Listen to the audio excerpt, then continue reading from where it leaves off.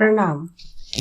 काठमांडू में रक्षाबंधन जनई पूर्णिमा के नाम से जानल जाइत छै। जनेऊ पहिरय वाला एहि दिन अपन जनेऊ अवश्य बदलै छथि।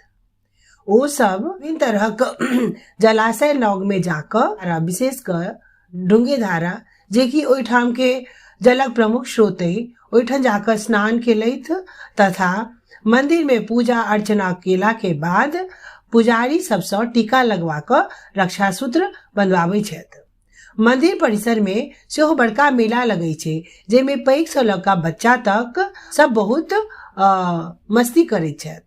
एकर अतिरिक्त नेवार समुदाय में सेहो क्वाटी खाके चलन छै जे कि 7 तरहक दलहन से बनायल एकटा तरकारी अछि। रक्षाबंधन एहि तरह अपना से पैघ से आशीर्वाद लेबाक संग संगे दान पुण्य करऽ के महत्वपूर्ण पाबनि अछि।